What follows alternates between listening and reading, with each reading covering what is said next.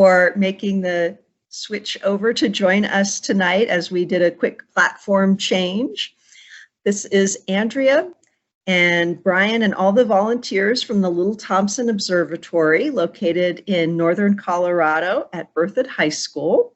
And we're hosting our evening star night virtually due to the pandemic, but we're glad to have folks who can join us now from all over. And tonight's speaker is Dr. Jennifer Hoffman, who is a friend and colleague of mine from graduate school at the University of Wisconsin-Madison, where she got her PhD along with me in astronomy. And she was studying star formation, star lifetimes, how stars ended their lives and had new generations of stars. And she, after being at the University of Wisconsin-Madison, she got a special fellowship from the National Science Foundation, one of the most competitive fellowships out there. She was awarded and then continued her research at the University of California at Berkeley, where she worked as a postdoctoral scientist. Then she came to Colorado and has been a professor at the University of Denver ever since, continuing her research, teaching, and she's also developed some summer science camp programs that I'm hoping she'll have some time at the end to speak about. So without further ado, I will welcome Jennifer Hoffman again. Thank you, Andrea, and thank you, Brian, for being so flexible, and thank you everybody who migrated over from YouTube. Yeah, it's great to be here. Thank you so much for the invitation. I'm really happy to be able to talk a little bit about my research with all of you. Brian, is everything okay from your perspective? Should I go ahead and share the presentation? I believe so. Go for it. Okay, fantastic. I gotta find it again. Here we go.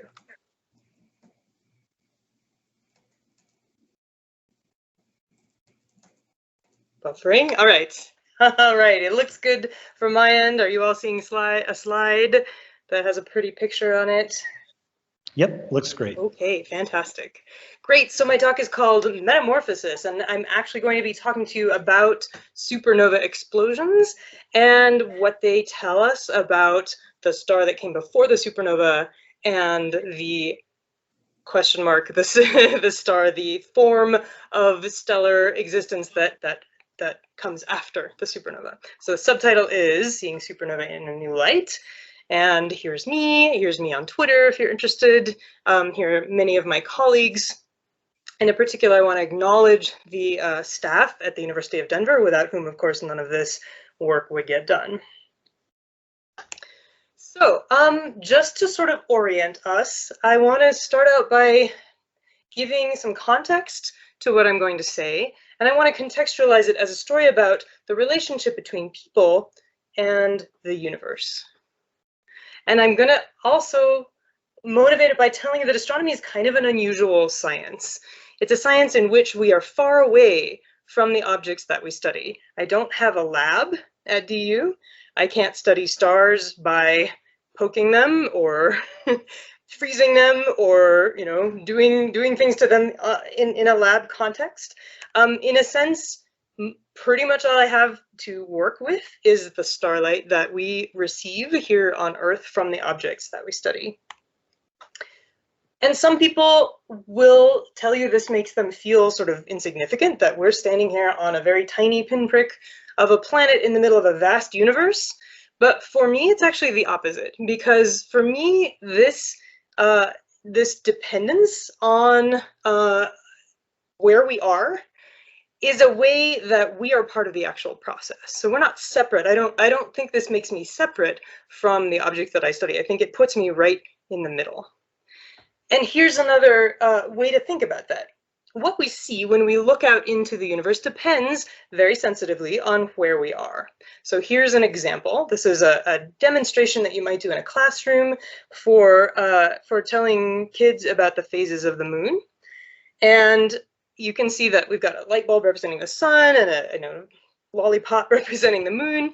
And if you're looking at it from this perspective, the moon appears to be half lit up. But if you go and stand behind the person, you can see a crescent or you can see a shadow depending on exactly where you're located.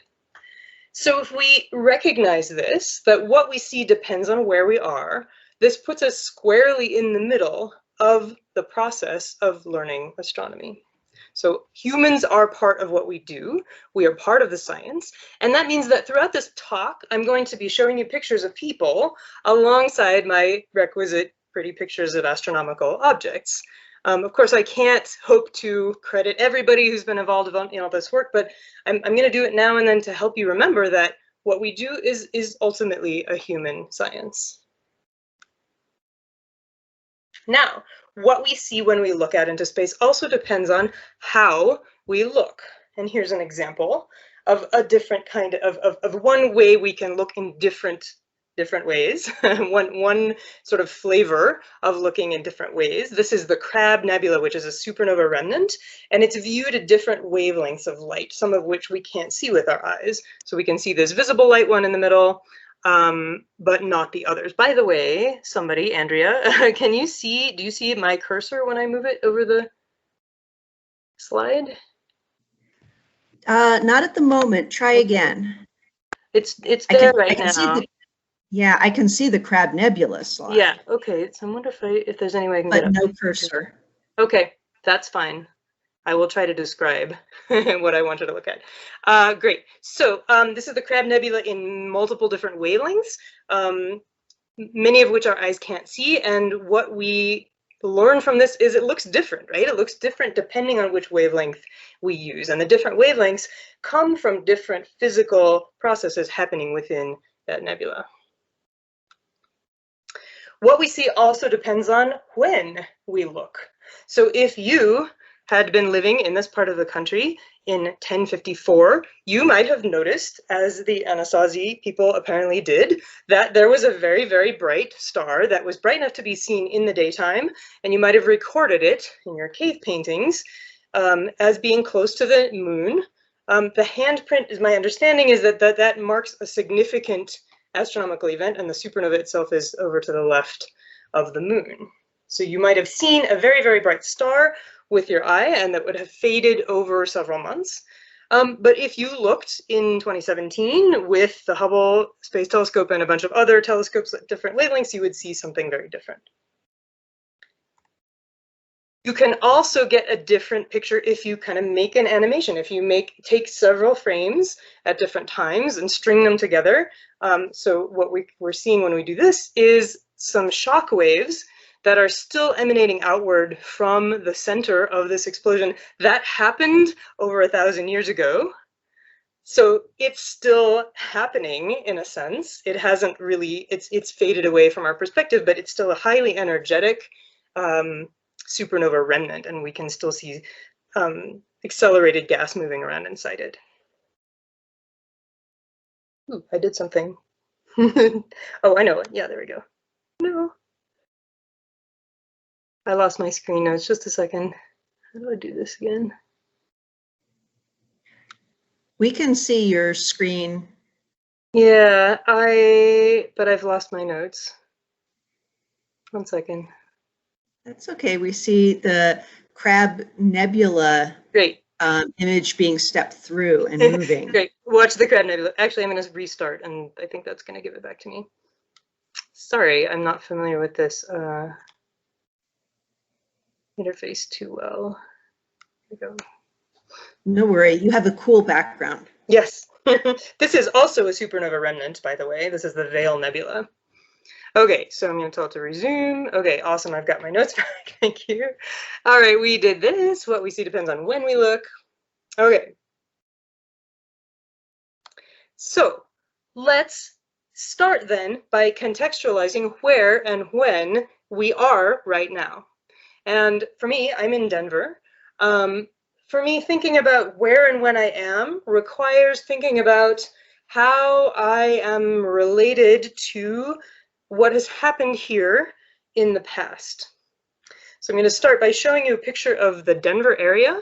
You can see the South Platte River and the Cherry Creek. This is the sort of center of what is now Denver. That was painted in 1859. And at that time, the Denver area was a winter camp populated by the Arapaho and Cheyenne people. And the Treaty of 1851 had designated this area to those people. However, in 1858, so just shortly before this, I'm sorry, I'm not seeing the date very well on this, 59, yeah, just shortly before this image was painted, gold was discovered in the mountains near Denver, and this of course changed everything. So the Treaty of 1851 was supplanted in 1861. The white settlers and gold rush people moved in. The Cheyenne and Arapaho were relocated to southern Colorado, and they were basically required to give up their nomadic lifestyle and start to assimilate into American culture. Just a few years later, the Sand Creek Massacre happened, and that was the same year that the University of Denver was founded. Here is, along the lines of showing you images of people along with pictures, here is a southern Arapaho chief, Little Raven, and this picture was painted in 1871, just shortly after all of this upheaval had happened to the Cheyenne and Arapaho people. The population of Denver now is about 1.4% Native American, with 100 different tribes represented. So as I said, I like to keep this in mind as a way of contextualizing where we are, when we are, how we are related to our surroundings and to the people that have come before us. Let's also think about who we are and who we are in relation to the universe, because as I said, this is a story about people and the universe. This is a piece of art that was created by my husband's aunt, Sarah Perry, who is an artist in California, and she creates sculpture using natural items that she finds in the California desert. And this galaxy was created by grinding bones, animal bones, to make dust and create this picture. So for her, she actually made me a small version of this, which hangs in my office. For her, this symbolizes how we are intimately connected with the galaxy, that our very bones have been created with the elements formed in supernovae and spread into space. So this reinforces the idea that we're not just observers of the sky, that we're connected to the universe. And I've heard it said, we're a part of the universe that recognizes itself as a part of the universe. And for me, that's very profound. Here is Sarah, by the way. She's a wonderful woman. You should look up her art. Okay, so after all of that, who am I? I'd like to introduce myself a little bit to you. Andrea did a great job of kind of telling you where I've come from, how I ended up here. And I want to tell you a little bit more. Professionally, I'm an astronomer. I study stars and supernovae. I'm a professor at the University of Denver. And I am one of the best and most exciting parts of my job is I'm an advisor to wonderful students at the University of Denver. These are my 4 PhD students who have graduated from DU since I started. And I have 3 more coming up on the way who you will meet later in the talk. Aside from my professional career, I also consider myself primarily an educator and a mentor, but I'm also a spouse. I also have a lovely niece, and I also like to interact with my community. This is a picture from the summer camp that I will tell you about later. And I'm a musician. This is my sister, who I think is in the audience, singing with me at our other sister's wedding. So this is a little bit of a broader picture of who I am, not just as a scientist, but as a part of my community and someone who enjoys things other than science. Let's say in addition to science.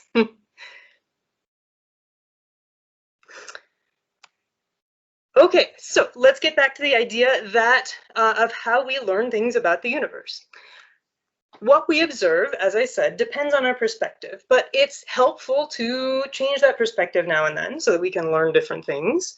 So what are some of the ways that we can do that? We're kind of stuck on the Earth. So it's hard to go somewhere else physically for a new perspective, although there are some ways that we can. But I'm going to talk about primarily using different wavelengths of light and different properties of light, some of which I've shown you already. And this is sort of the how, where this is how we look, affecting what we see. And I'm going to also talk about changes over time, which is the when we look.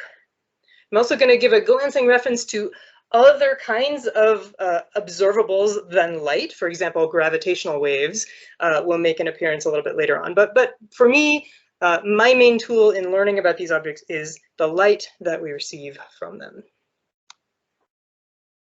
Okay, so let's talk about a supernova and what it is and why we care. So as I said, if you were to see a supernova with your eye, it would look like an extremely bright star. This is supernova 1987A. So many of you may have been alive in 1987. I was, but I don't think I was aware of it at the time. But this was a naked eye supernova visible from the southern hemisphere. And you can see a sort of a before and after in the left-hand pictures. When the Hubble Space Telescope pointed at it later in 1994, this is what it saw. And this sort of pattern of interlocking rings is called the supernova remnant, because it's what's left after the explosion has faded away. So a supernova is something that comes from a star. So we need to think a little bit about what comes before that in order to understand it. Think about a balloon that's nicely blown up, and if it's stable, it's balancing two forces. It's balancing the surface tension of the rubber or whatever a balloon is made of that is trying to pull it inward, and the air pressure from the air that you blew into it that's pushing outward. And those two forces are in equilibrium if everything is stable. In a star, your two forces are gravity, which just comes from all that mass in the star that's pulling inward, and gas pressure, similar to the balloon or similar to your bike or your car tires, that's pushing outward. And so when things are in equilibrium, those two forces balance out. Where does that gas pressure come from? Well, you have some heat, right? You got a heat source in the middle where nuclear fusion is happening. Hydrogen atoms are fusing together to form helium atoms and releasing energy in the process. And it turns out that from a very small mass difference between 4 hydrogen atoms and 1 helium atom, you get a really, really large energy output. Thank you, Einstein, for showing us that. And so all of that energy created in that fusion reaction goes to heating the gas, which, as you know, if you've looked at what happens when you put a balloon in the fridge, if a gas is hotter, it's going to be able to sustain more pressure and balance out gravity to a greater extent. So as long as things are stable, as long as there is fusion, the star is in equilibrium. This is what most stars are doing for most of their lives. This is what the sun is doing right now. It's an extremely stable state that can last for billions of years. However, sometimes something happens that causes this state to be disrupted, and in the cases we're talking about, this happens when the nuclear fuel eventually runs out. Eventually, you don't have enough hydrogen anymore to convert into helium. And I'm going to simplify a little bit here because there's some other chemical reactions and fusion reactions that can happen, intermediate steps. But effectively, once you run out of hydrogen, the story has begun to end, or it has at least begun to move to its next chapter. So eventually, the star will run out of fusion fuel, and the reactions stop, and the gas can't be heated anymore. And so basically what happens is gravity wins at that point. There's still a lot of mass. There's nothing to hold it up, so the star begins to collapse. It collapses from the inside out, so a star is big enough that the outer layers of it don't know that the fusion has stopped for some time. So the core collapses first, and then it's kind of an inside-out process. But eventually, you form this very, very dense core, and the outer layers kind of fall down onto it and rebound outward because it can't compress anymore. You've created a neutron star in the middle that causes the rest of the star to basically rebound outward in a massive shock wave, and this is called the ejecta of the supernova. So this is the point, and you can understand why many people think of this as stellar death. Again, let me remind you that I prefer to think of it as just a change to something else. So here is the process of the change that is happening when this goes on. So we start with a massive star. I think it's the bright one just under the S. Then we have the explosion itself, the supernova. Then we have the ejecta that expand outward. From our perspective on Earth, the ejecta fade away after about 100 days, give or take, depending on the type of supernova. But if you were to, stand there and watch it, you would just see that they kind of dissipate outward. And later on, if you look with very powerful telescopes, you can see the remnant that is left over from the explosion. This is a supernova called Cassiopeia A, which exploded 400 years ago. And so all of these intermediate steps are artist renditions, except for the last couple, which are actual images of what it looks like kind of in modern times. And then you may be able to see the neutron star, or possibly not see the black hole, but there may be a black hole at the center left over. So this is the transition. Supernova is the transition from that stable hydrogen burning star life to whatever comes next, whether it's a remnant and a neutron star, a black hole, or something else, which I will talk about a little bit later on.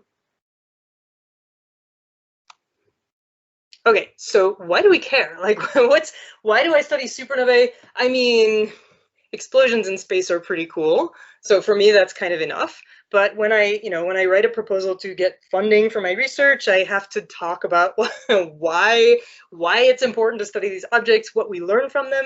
And so if you want to impress your friends more than saying, hey, I learned some stuff about exploding stars, here are some of the other reasons that supernovae are cool. They help us understand how stars evolve and transform. And when astronomers talk about evolving stars, we're meaning it slightly differently than biologists do. We're not talking about an entire population evolving from like one species to another, but just colloquially, we're talking about one star's lifetime and changes over its existence. So one star can evolve from the main sequence, the stable hydrogen burning state, into something else. Supernovae, as I've already alluded to, create new elements and distribute them through the universe. This is what Carl Sagan meant when he said we are star stuff. They can also affect their galactic neighborhoods, and I really love this picture as an example because this is a galaxy that hosted 3 supernovae within just a couple of years. That's pretty rare. The typical rate is about 1 per century per galaxy. So this is a very special galaxy. And by the way, the Milky Way is overdue. We have not had a supernova in the Milky Way for over 100 years. So I know a lot of astronomers who are, just waiting for that to happen. So supernovae affect their galactic neighborhoods because this is a ton of energy that's blasting out into the surroundings. They create shock waves that can compress gas nearby and maybe trigger new generations of star formation, or it could blow away gas from an area that's already dense. So they basically help shape the structure of their neighborhoods, their environments.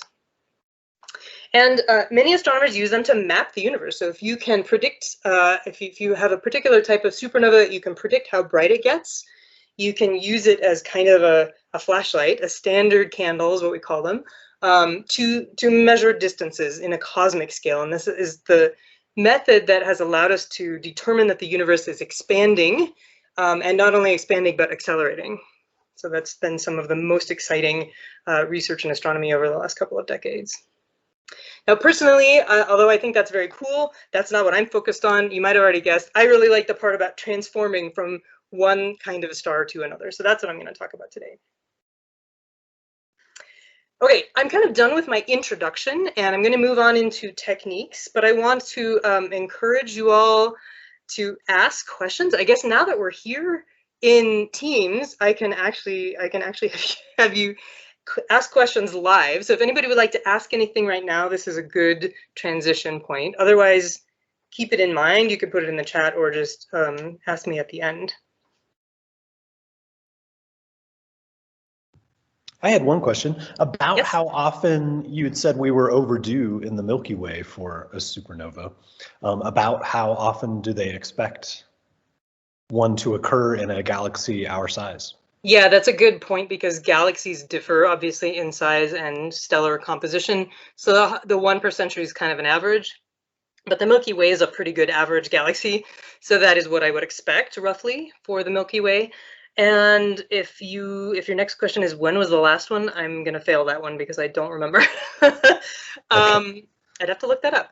But there are certainly many remnants in the Milky Way that we can see that there have been supernovae. And we can even figure out how old they are. It's just that there hasn't been one that's close enough to see, that's like not blocked by dust. So yeah, it's kind of like living in San Francisco and realizing that you're overdue for the big earthquake, right? Like it could literally happen any day. I know a lot of people who are kind of waiting for that to happen so they can they can die happy or retire happy. Okay, thank you. Yeah, for sure. Anything else before I go on? All right, you'll have more chances. Let's forge ahead. So I'm going to tell you a little bit about the tools that I use. Remember, what we see depends on how we look. So let me tell you about the tool that I use to look at supernovae and the stars that I will talk about at the end. So here's a different way of looking. I've already talked about different wavelengths. Now we're going to talk about another property of light. So let's imagine light, as you may have learned at some point, is a wave of vibrating fields, electric and magnetic fields. It travels in one direction and the fields vibrate perpendicular to that direction of travel. Usually we determine or we designate the nature of the light wave by the orientation of its electric field vector. And the rule for light is that the electric field vector has to be perpendicular to the direction of travel, but that still leaves you with sort of 360 degrees of freedom for that electric field vector to point. So normal light is oriented randomly, their electric fields are oriented randomly around the circle perpendicular to the direction of travel. But sometimes something can happen that will align the light waves, at least a few of them, preferentially in a given direction. So then they're vibrating kind of all in step in the same direction at the same angle. And this is called polarization. Light becomes polarized when something happens to it that causes a preferred direction of vibration. So what could that be? Well, on Earth, we are most familiar with polarization by reflection. So if you're out on a boat on a lake, the sunlight that's coming in is unpolarized, but it reflects off the water and becomes preferentially polarized parallel to the surface. Or maybe I should update this slide now that I've been in Colorado for a while. If you're skiing, same thing goes for the surface of the snow. And so your polarized sunglasses are oriented in such a way that they will block the primary direction of polarized light to cut down on glare, cut down on the reflected light. So I'll give you something to try. Here's some homework. Next time we have a nice sunny day with a blue sky, take your polarized sunglasses outside and rotate them around while you're looking at the sky, and you'll see another kind of polarization. The way that you'll see that is the glasses will look lighter and darker because different amounts of light are getting through. That is polarization by scattering, which happens when the light interacts with electrons or atoms or molecules in a gas and gets kind of bounced around or redirected. So we see this in the Earth's atmosphere. The light from the sun comes in, interacts with the atmospheric particles, scatters around. The blue light scatters more than the red light. That's why the sky is blue and the sunsets are red, because what's left after the blue light scatters away is all the long wavelength red light. And it turns out that this process is pretty predictable in that the scattering angle, so the amount of redirection, gives you a specific amount of polarization. It tells you to what extent the light waves are aligned.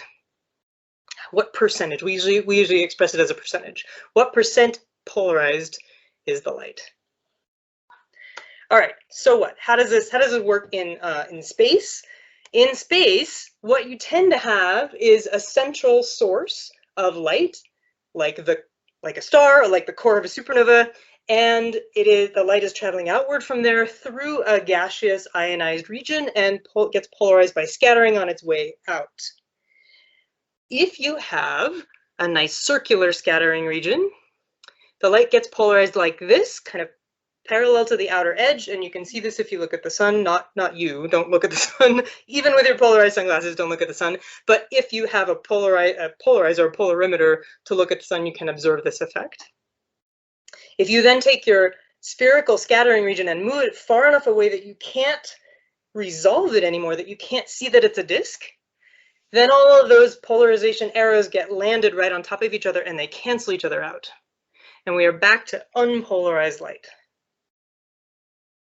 But if your scattering region is not round, if it is preferentially squashed in one direction, then when it's far enough away that you can't see the shape, you get a net polarization signal. You will measure some polarization, and you will measure it in a direction that is directly related to the shape, the direction of elongation of the scattering region. So what's left in my example here is vertically polarized light, where the scattering region is elongated horizontally. And what this does is preserves geometrical information for us, even in the case where the scattering region is too far away to see. So this is super powerful, right? Because when most supernovae occur in very far away galaxies, where we can't see what they look like. I showed you supernova 1987A. That was in a neighbor of ours. That was very close. Most of the time, we don't see the supernova as anything other than just a really bright point of light. But the polarization that comes from it preserves information about its shape. And so this is a really powerful way to study supernovae, so we can figure out what they look like. Okay, this is another good transition point while I take a drink. Any questions about polarization?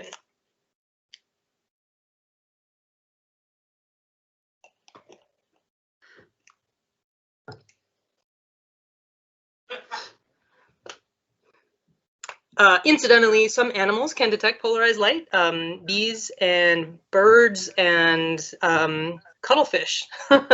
so look that up. There's some cool YouTube videos about cuttlefish changing their camouflage by I don't know, manipulating polarized light underwater. It's pretty cool. Oh, wow. Yeah.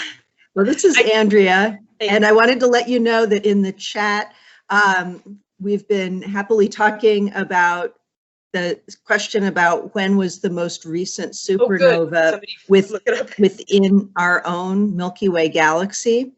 And it probably was the Cassiopeia A that was about 325 years ago. Okay. And then there was also one that was in 1604, a little bit longer ago. Okay, great. Thank you. All right, so you might be wondering, now that we know a little bit about polarization, what do we see when we look at supernovae in polarized light? I'm basically putting polarized sunglasses onto my telescope to see to what extent and at what angle the light is polarized. So let me show you supernova 1994 DJ. And if you want to hear about how supernovae are named, I can tell you about it, but it's too long to say right now. But there's the supernova, the little arrow at the upper right of the galaxy picture, and then I've kind of oriented the close-up so that it's giving you the same size and the same orientation, so you can see the supernova being very bright compared to its surroundings. Oh, sorry, no, I'm sorry. You can see the supernova flashing in and out. It's actually an animation of the star and then the supernova. All right, so some colleagues of mine, and I was on this paper, but I didn't take the observation. Some colleagues of mine went to a telescope when the supernova was discovered and got an entire set of observations, not just in total light, but also in polarized light, or rather percent polarization. And here's what they found. So this is a little bit of a dense graph, but I will narrate it for you. First thing to notice is that on the x-axis, we are looking at days since explosion, and I will point out that what we see depends on when we look. So one of our powerful tools is to make a graph of how things change over time. So we have time on the x-axis. On the y-axis, look at the black points first. They correspond to the left-hand axis, and that tells you the total brightness of the supernova. So we got observations starting when it was almost at its peak. You can ignore the numbers. Astronomers sometimes do things backwards. Brighter is up. And you can see it was close to its peak. It stayed close to its peak for quite some time, maybe almost 100 days. Right around 100 days, it had a very steep drop off. This is called falling off the plateau. It's pretty typical for this type of supernova. And then after day 100, it had a different shape that is normally attributed to radioactive decay of some of the elements in the ejecta. But the key time is right around day 100 when it starts to get very faint. Okay, now shift with me to look at the red squares. Those are the polarization measurements, and they correspond to the right-hand axis. What you might notice first on the right-hand axis is these are pretty small numbers. They go up to 0.6. And that's percent. So the 0.6% of the light was polarized. That's a pretty small signal. But if you look at the error bars, it's significant. I mean, it actually is the case that stuff in the sky is polarized typically at a fairly small level, but it's significant.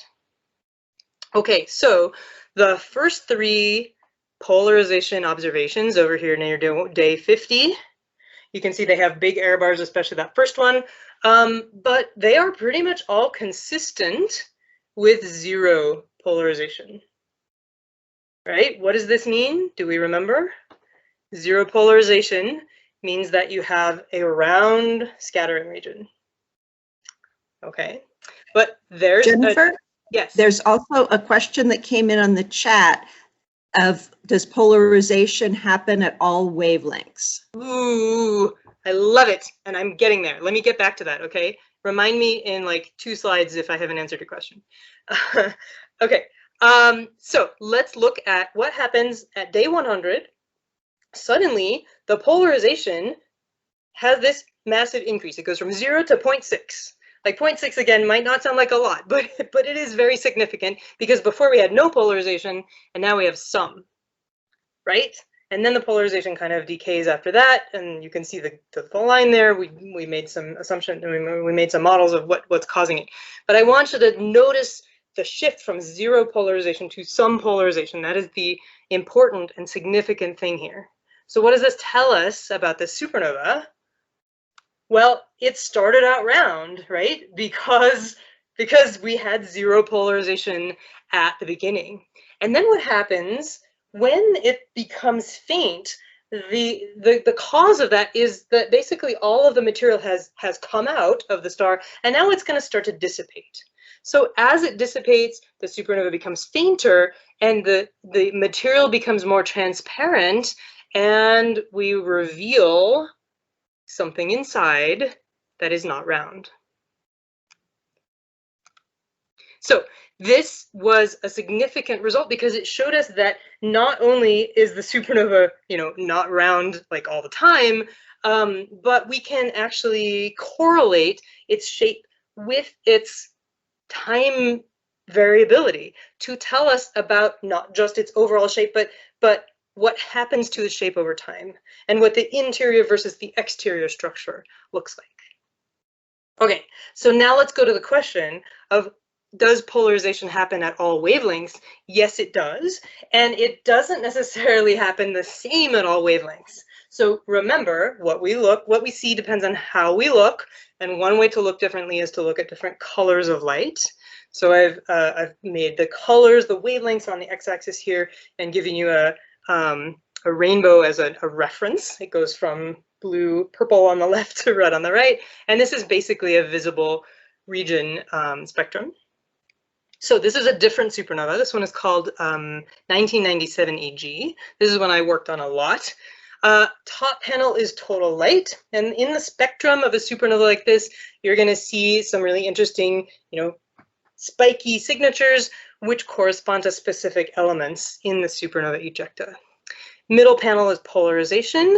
And you can see the polarization is pretty constant with wavelength across the whole spectrum, but not uniformly, right? Because there's some regions where it goes above or below that average.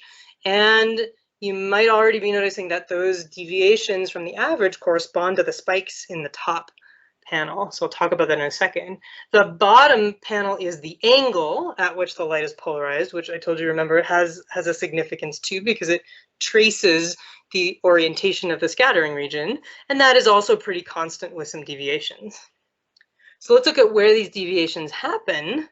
That big peak on the right is hydrogen. It's called H alpha. It's a hydrogen emission line. The fact that it is so narrow tells us that this is surrounding the supernova. It probably is pre-existing material that came from an eruption before the supernova. And that this spike corresponds to those different variations in polarization and angle away from the average. Then this other one over here, second spike, is also hydrogen, and it's kind of doing the same thing, right? There's other little signatures in the spectrum that we can talk about, but I don't want to spend too much time on this. But the point is, different wavelengths can be polarized differently, and that also gives us information about the supernova. In this particular case, here's what we came up with to explain it. There's some kind of global elongation, right? Because there's some kind of global polarization across the spectrum. So this is the average. But then there's some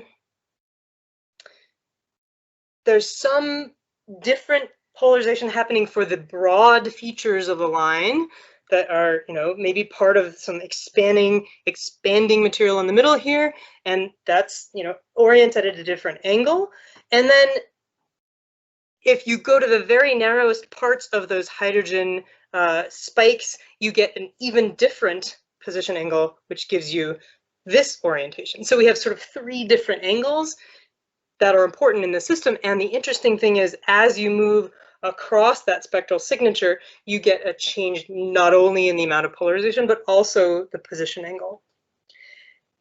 We also had observations over time for this case, so we could see how this structure changed over time. But the point I'm trying to make here is that if you look at polarization over time and over wavelength, you can start to build up a very detailed and complicated picture of the structure of these explosions. And it turns out that they're really not the kind of spherical, uniform fireballs that we typically picture. If anybody is familiar with the physics joke about the spherical cow, sometimes I say to people that the supernovae are not spherical cows. They're something else entirely. All right, so what does this do for us? This is, as I've been saying, this is a transitional state, and most of the time we don't see the star before we see the supernova, so we can use the characteristics of the supernova to give us clues about what the star was doing, what kind of star it was, and what happened to it before the explosion. Oops, don't want to do that, sorry. So here's my supernova 1997 EG sketch again, and I'm just going to line it up with some other stuff. Here's 1987A, which I've already shown you, and here are 2 examples of stars in the Milky Way galaxy that are probably massive enough to explode eventually, and they're already emitting some gas. They already have very strong stellar winds that are leaving. The mass is leaving the star before the explosion. And I've lined them up this way because I think it's very suggestive that they all have kind of a similar structure. In order to know what this means, we have to do some fairly detailed simulations. So people who do 3-dimensional modeling of how a supernova actually explodes have started to explore the underlying causes of this kind of asymmetry, and not just elongation, but really complicated asymmetry within the explosion. So I have several students working on this, one who graduated a few years ago, and 2 current students working on this project. We've recently been refunded to look at polarization data on a large sample of supernovae that we took with colleagues in Arizona. So this is an ongoing project that I'm pretty excited about. Okay. Another good stopping point, because I want to move on now to talk about, like, if supernovae are asymmetric and not round, what might cause that? So we're about to shift again. So let me pause and see if anyone wants to ask anything at this point.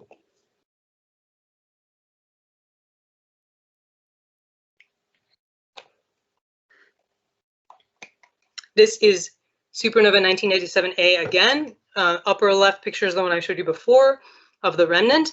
The middle sequence was taken by the Hubble Space Telescope over I don't know, a couple decades. I can't actually read in my preview. I can't read what the dates are. But you can see that not only is it asymmetric, but it's also changing dramatically over time. That thing in the middle, which is the ejecta, is starting to elongate. The ring around it is starting to light up in different places. So you can see it's really like clumpy. It's not smooth, a smooth explosion. And then the bottom right picture was taken in 2014, where you can see a very lit up ring and some sort of nebulous stuff coming out of the ejecta. So this thing is still evolving, still doing some really interesting changing over time.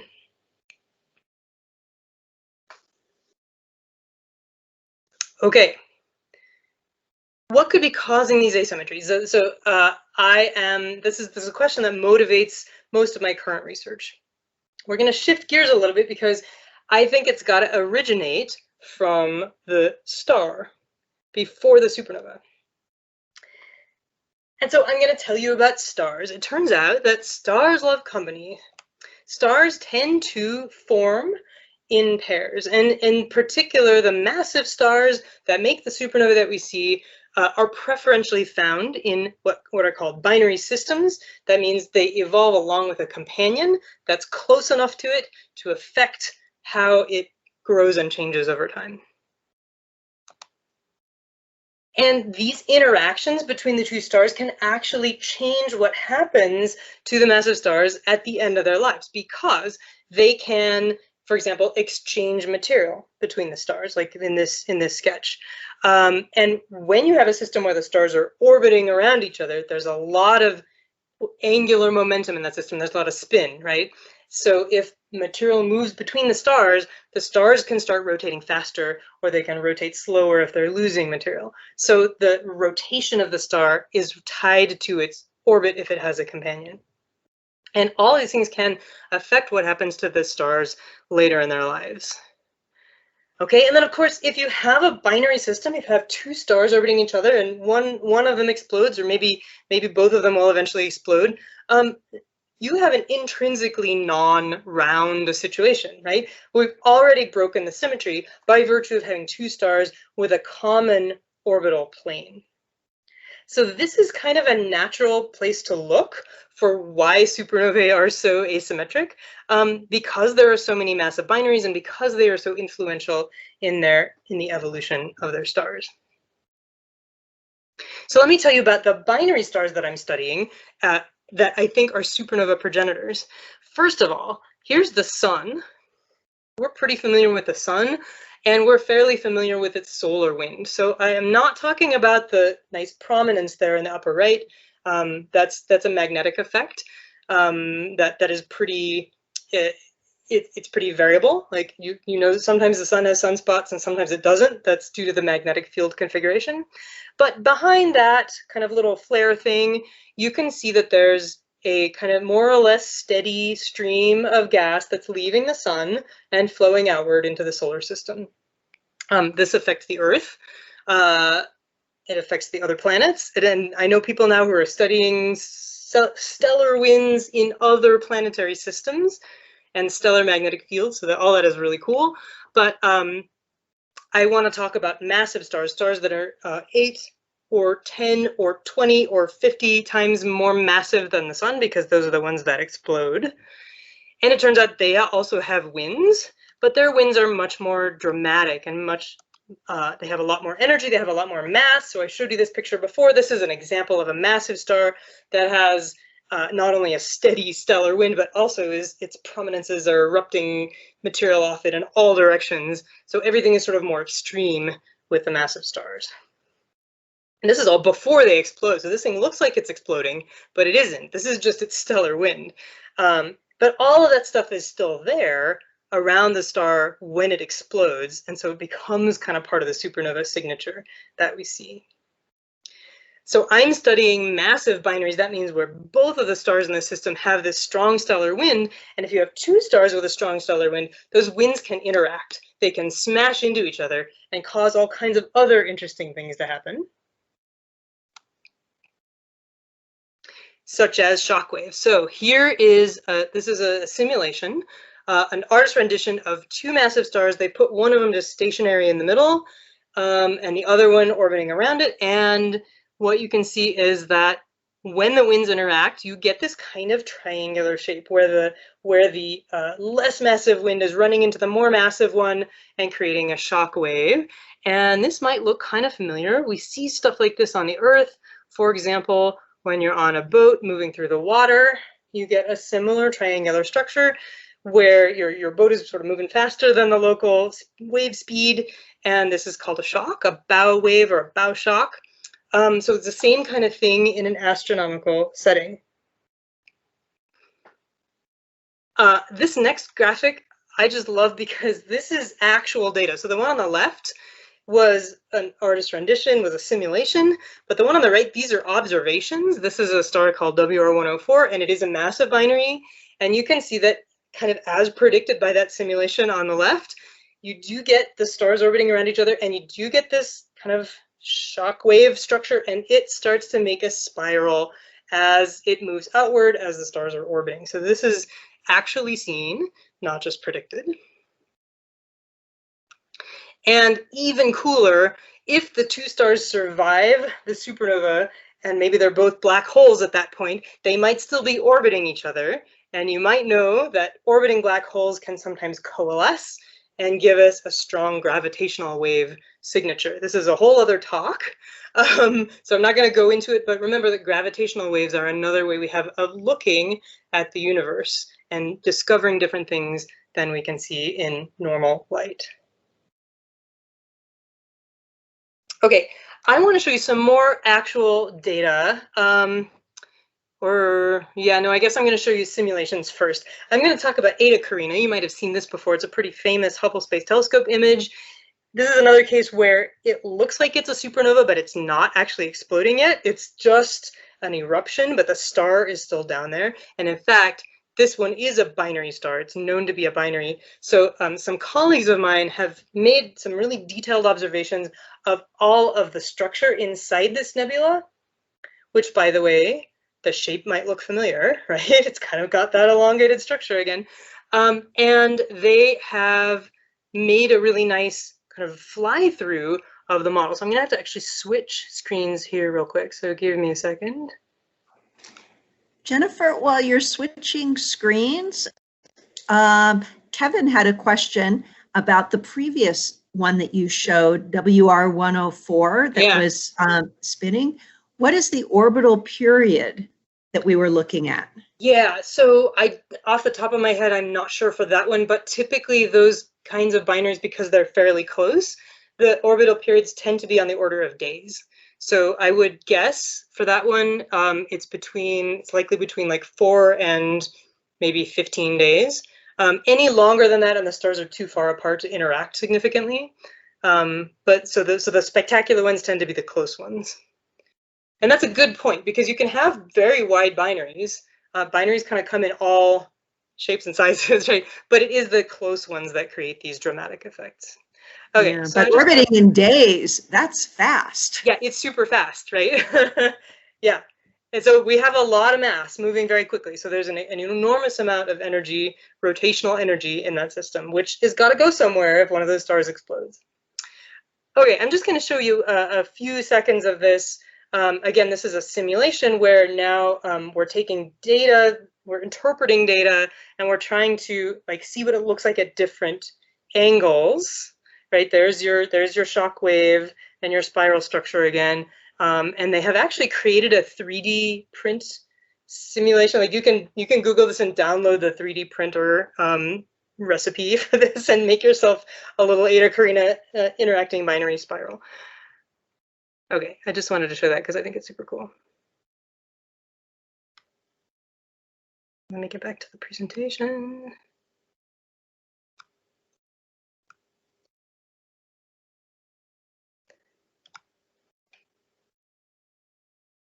All right, here we go.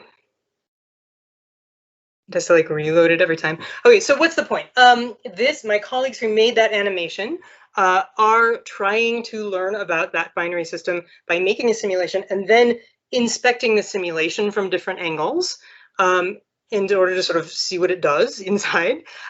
What my what my group is doing is kind of the same thing, only we're using actual data. We're using time-dependent data to try to, oh, now it's going to play in the now it's going to play in the screen. Okay, great. We're using time-dependent polarization data to investigate the interior structure, the interior shapes of these colliding wind binaries. Okay, so just a few examples. This was my first PhD student, Jamie Lomax, and she studied a system called V444 Cygni. And we had X-ray data of V444 Cygni, which some colleagues of ours modeled for us. And they said, hey, these X-ray data are showing us that this system not only has that sort of triangular bow shock, but it's also a really wide opening angle, and it's also kind of off center. You can see it's not quite totally centered on the line between the stars, and it makes, these are the simulations that they made that show the nice spiral structure. So we went in and said, all right, well, what does that look like in polarization? So once again, here is a plot of polarization as a function of time, but actually on the x-axis now we're expressing time in terms of orbital phase, which is like where the stars are in their orbits with respect to us. So once again, it's dependent on when we look, right? So this repeats over time as the stars orbit each other. But what I want you to see here is I've overplotted, so the blue points of the polarization data in a particular spectral region. And I have put a pink column on there to indicate where the model of the X-rays shows that the cone should be. And we actually see a correlation between the polarization and the cone structure. So the polarization is more positive. Oh, and yeah, I don't need to get into why it's sometimes negative. But it's a different value of polarization when we're seeing into the shock cone versus when we're seeing out of the shock cone. So we actually came up with a nice little graphic to describe this. This is the basis for a lot of the work I've done since, because it shows that the polarization signatures are sensitive to the rotating shock regions in these colliding wind systems. So right now, I have a couple of grad students working on this. We are getting data from the Southern African Large Telescope. This is an 11-meter telescope in South Africa. The instrument was built by my PhD advisor at University of Wisconsin. It's a polarimeter, and it allows us to get polarization data over the entire orbital cycle of a bunch of binaries. So my student Rachel Johnson is working on this, and I'm not going to spend time telling you what all of the details of all of this, but these are two different regions of the spectrum of one of these objects. Both of them are plotted, polarization plotted as a function of orbital phase, and the only thing you need to see here is that they look different. Okay, so once again, if you look in different spectral regions and you look at over time, you can see how different parts of the system are behaving. And ultimately the goal is to try to pinpoint where the scattering material is and what the system looks like, even though, again, we can't take a picture of it. All this stuff is pretty difficult to analyze, so we make a lot of use of computer simulations. I've shown several already. But this is going to be how we make the connection between the binary stars and the supernovae, because we're still looking for kind of the details of how the one becomes the other. So I have several colleagues working on the computer simulation side. So former student Manisha Shrestha did many simulations of bow shocks in single stars. And then former student Andrew Fullard took the bow shocks, which is the kind of white region in the sketch here, and put them into a binary model so that we can see what it looks like when those shocks are orbiting around a binary system.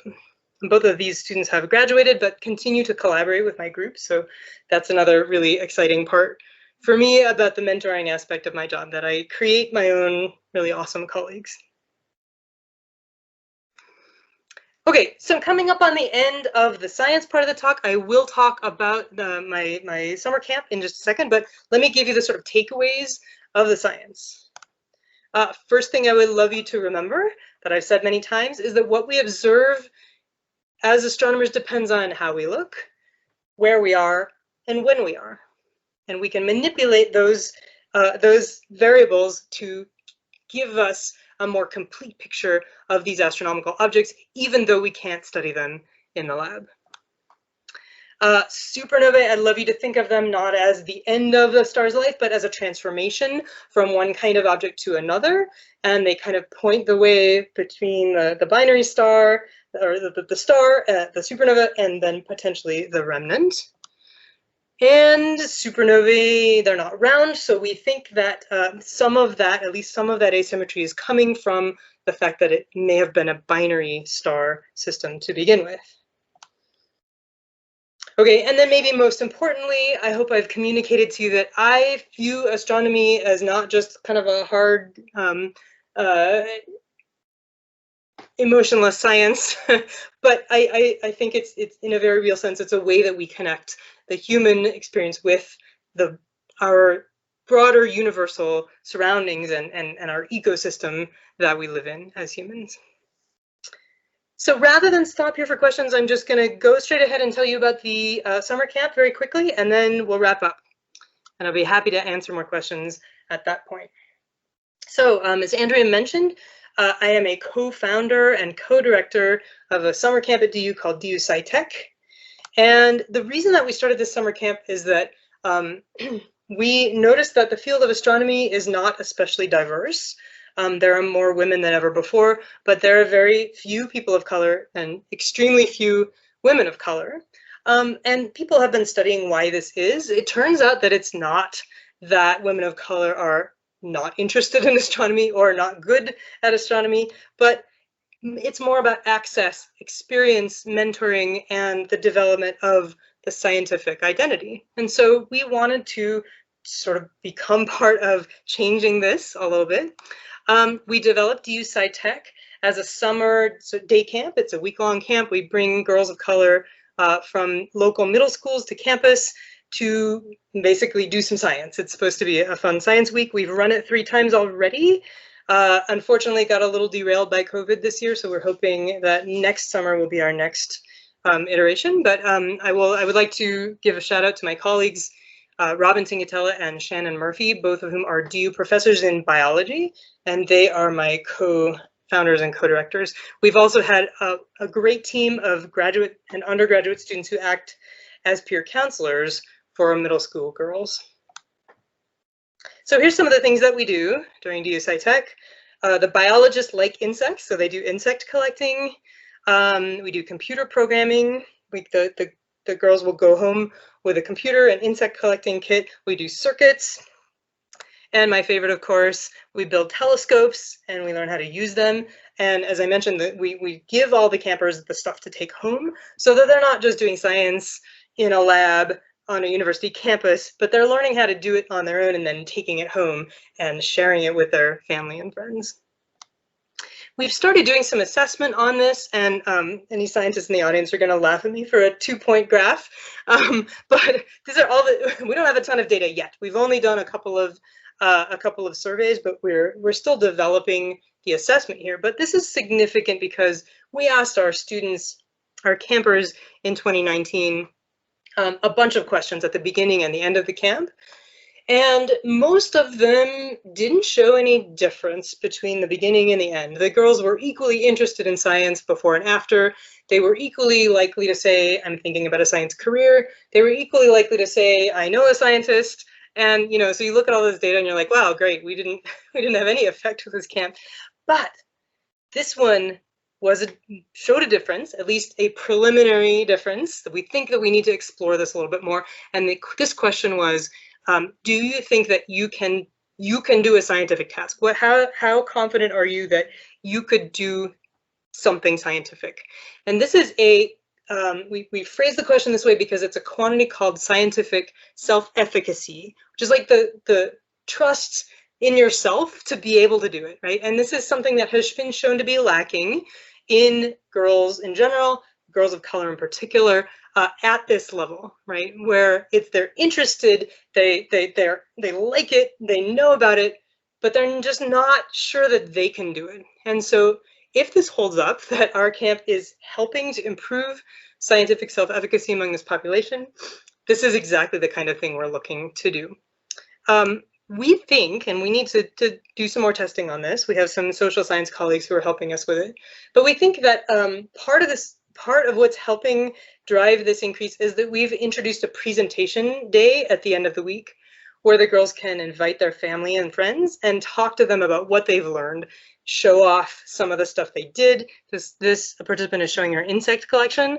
And this helps them, we think, kind of take ownership of the project. Here's a quotation, whoops, go back. Quotation from one of our participants that I think sums it up. I'm still learning and I don't know everything in science, but I understand it enough to teach somebody else. And feeling that way about a concept, I think, is really powerful. All right, I'm going to skip this last thing. I'm happy to go back and talk about it if anybody's interested. But here is my final slide. Thank you so much for bearing with us during the technical difficulties. I'm really happy to have you all here. And I will be happy to hang around and answer questions if you have any more. Thanks.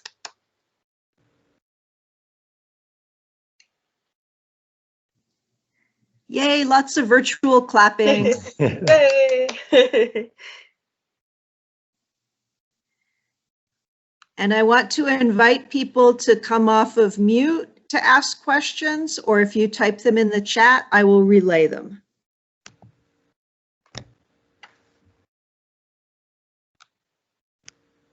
Well, while we wait for a question, thank you so much, Jennifer. Your students are so lucky. Oh my goodness. If your classes are anything like that, man. Well, thank you. The feeling is definitely mutual. The students are the best part of my job, all aspects of it. So it's been really great. Very good.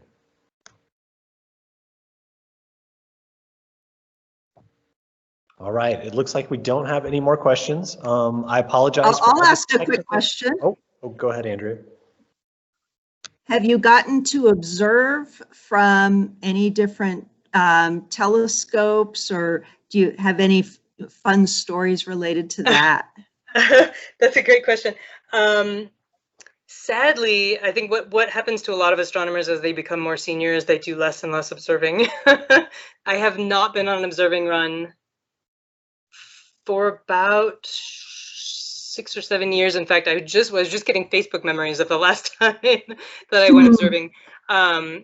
Unfortunately, the South African telescope is pretty difficult to get to, so we don't actually go down there to do our own observations. They are all done remotely for us.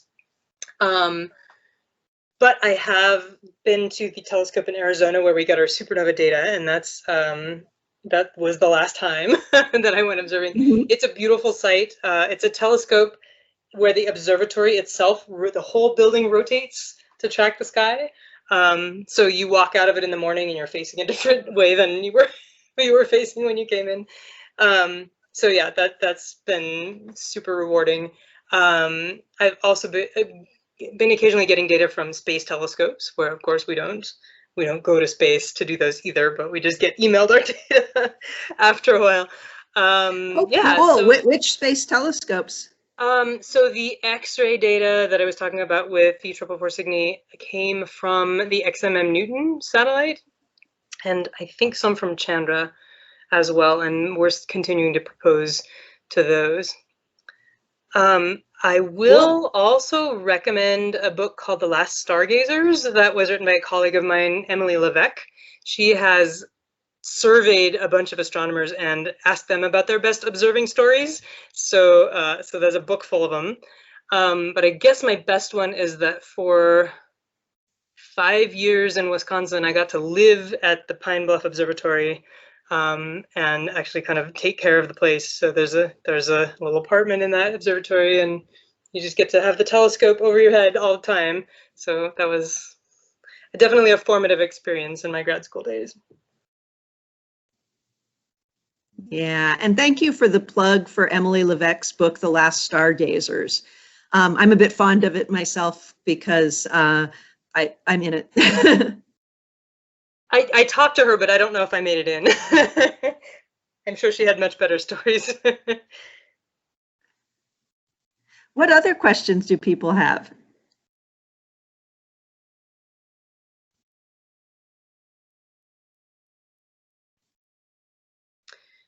you are all welcome to email me as well if you think of something later and you're like, I should have asked that.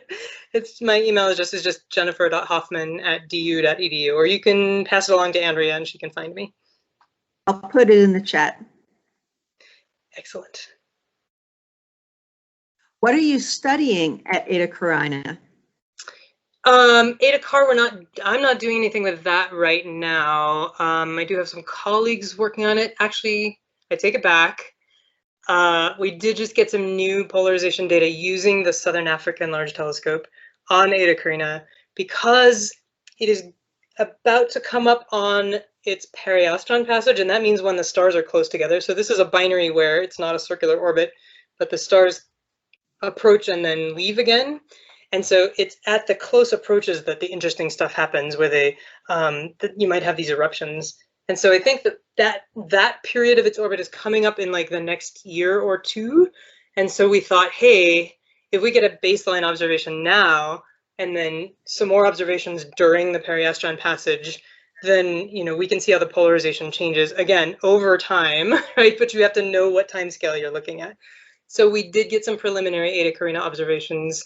I think of very close, because we're using a really large telescope. We're trying to get down inside that nebula and really get close to the stars to see what the scattering structure looks like near the stars.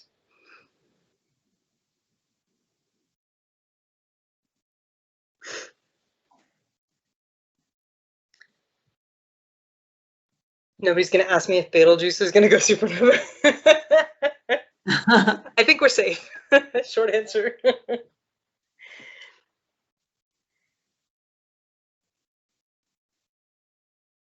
Any other questions? We're also getting people saying thank you in the chat. Thank you so much. I really appreciate you all, sticking with it.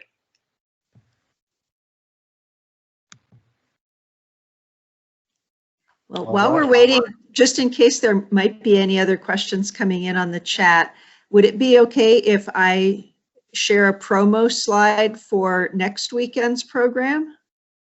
Fine with me. I have stopped sharing, so it's all yours.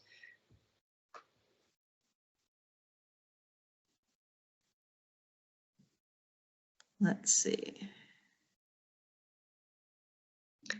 Brian, I like your background. Little constellation map. This is our star wall. Oh, so, cool. Okay. You're at the observatory, right? Cool. Yeah.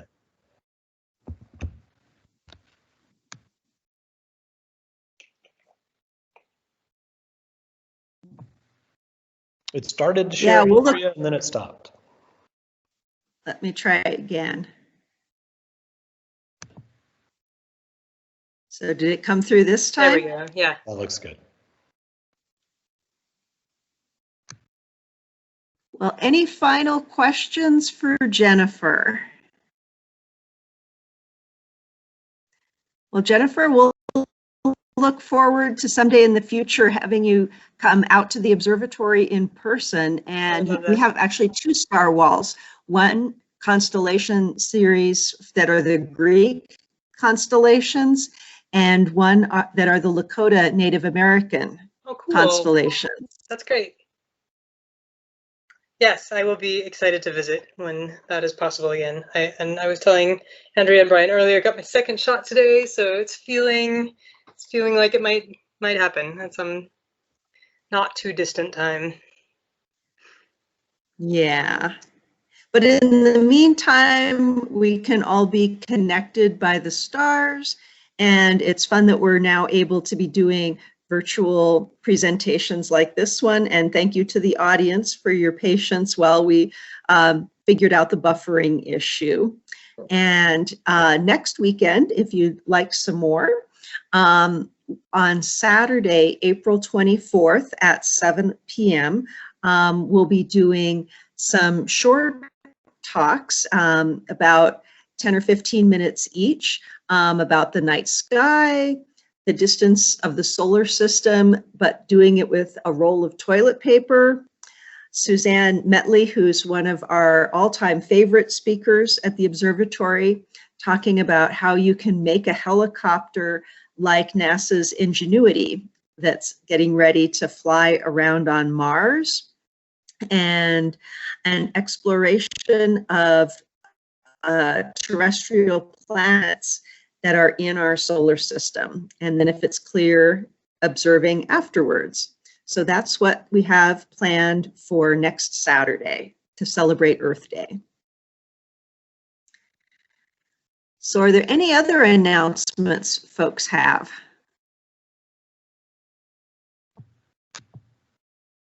I think that's it. Do you have any other final thoughts, Andrea? No, I'm just so glad to get a chance to have Jennifer here, and it's fun to hear about the local research going on right here in Colorado. Super fun. Thank you so much for having me. No, thank you so much. That was excellent. All right, everyone. I think we're going to call it a night, and we'll see you guys next time. Bye.